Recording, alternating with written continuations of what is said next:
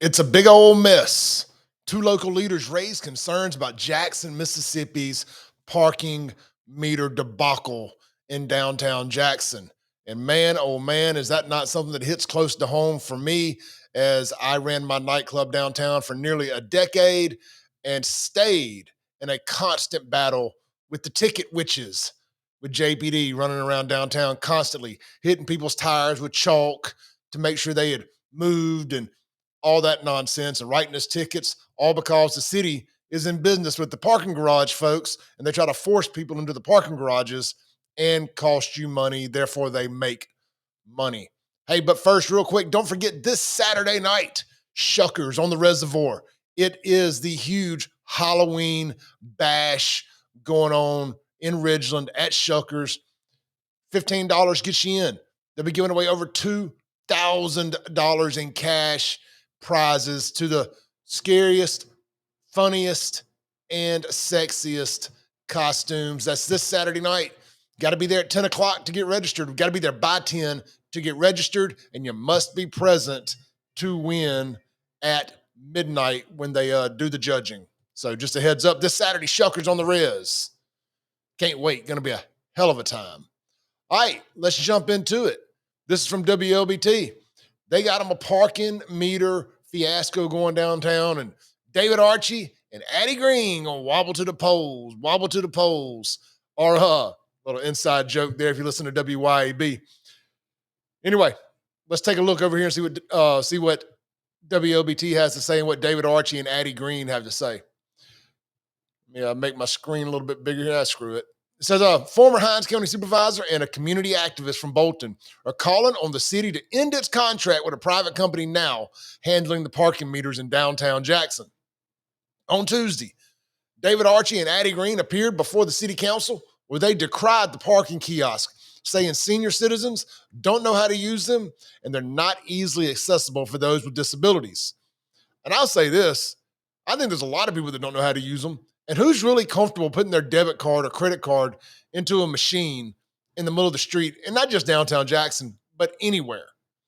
With the way they can fish your information at parking at gas stations and stuff, if they can do it there, I would surely think they could probably do it with these machines. I don't know. I'm just speculating, but it would seem quite feasible.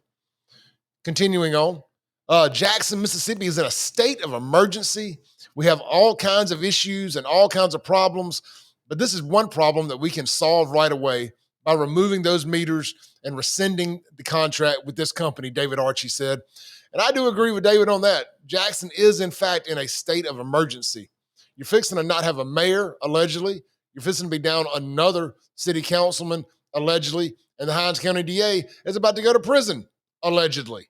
So, yeah, I think they got a lot more to worry about than parking meters. But continuing on, Archie said the city should look for other ways to increase revenue rather than using the new meters. He also contends Jackson is breaking the law by charging too much for parking violations. He referenced one court case from California backing up his point. And I love what Davis said right here. And this is why I support Kim Wade for mayor of Jackson, because I know Kim Wade is not going to be afraid to go downtown to the state legislature, to the state capitol during session and ask or even beg, if he has to, our legislation for money.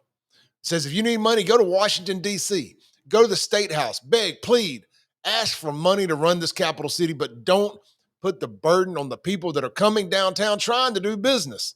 He said Jackson is not ready for that. Guys, have you ever heard the expression cutting off your nose to spite your face?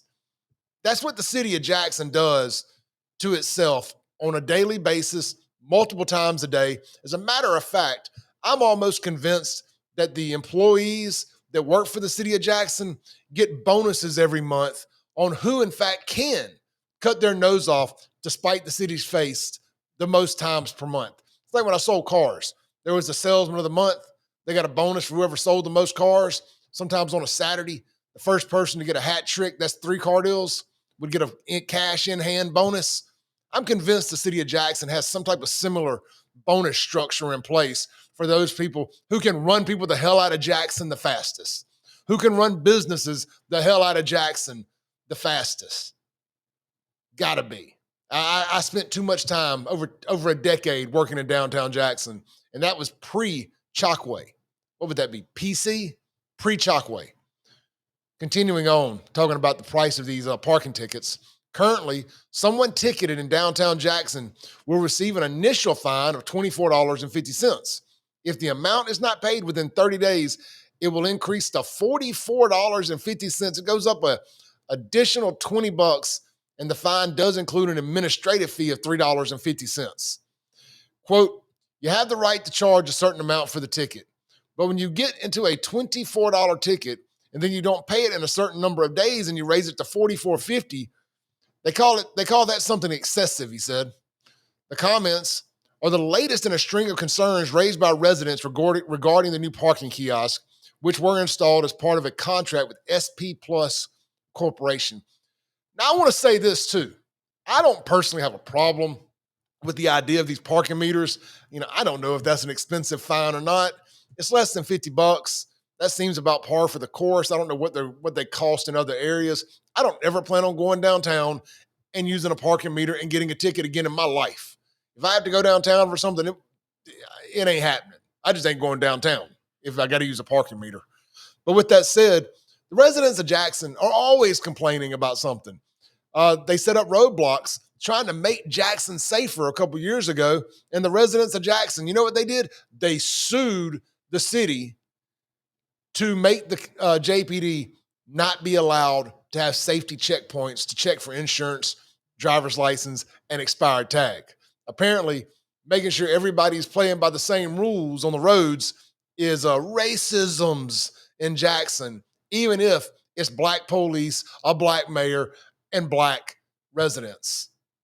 Still got to be racism. You know that police goes back to the slave era, Clay. Anytime you try to police a majority black city, that is rooted, in fact, in racisms. Continuing on. Let's see here. All right. The council approved entering into a contract with SP in 2023 to install the state-of-the-art kiosk throughout the downtown area. Under the terms of that agreement, SP receives $94,500 receives a $94,500 management fee, along with a 2% incentive fee from each parking fine collected. The kiosk impact about 850 spaces and give the residents the ability to pay using their phones, credit cards, or cash. They were initially expected to generate about $2.2 million a year in revenue. And of course, Jackson Director of Communications, Melissa Faith Payne, who I've been on a tear on here lately, doesn't have an answer for this next question. They asked, I guess they had asked her how much money do they generate? And of course, Melissa Faith Payne, she was unsure how much money the meters had brought in as of Thursday. WLBT has since filed an open records request for that information because Melissa Faith Payne never has the answer for any question the media asks. At least she did say more than no comment this time. As far as Green and Archie's concerns, Payne said the city takes all comments under advisement. She said the meters are more convenient because they offer residents multiple options to pay, including with credit cards, coins, or online. Green, a community activist from Bolton, told the council that many senior citizens don't know how to use the devices. She also says that the kiosks are not located close enough for drivers with disabilities. People come to town trying to buy tags, pay their taxes, and many times there is no meter for the handicapped to go to right there where they park, she said. They have to go down the street or enter their registration. Or enter their registration. I don't quite understand that. Anyway, unlike the previous meters, which were located at each parking space, each zone has a kiosk, and drivers often have to walk to find one if they're paying in cash or by credit card. Residents also can pay via their smartphones by texting a code to the number listed on a sign. Customers then receive an automatic reply with a link directing them to pay to the website. It costs $1 an hour to park. What a pain in the ass. You got to scan something. It texts you. Then you got to pay, put your debit card information in or use your Apple Pay or Android Pay or whatever. And then it's $1 an hour.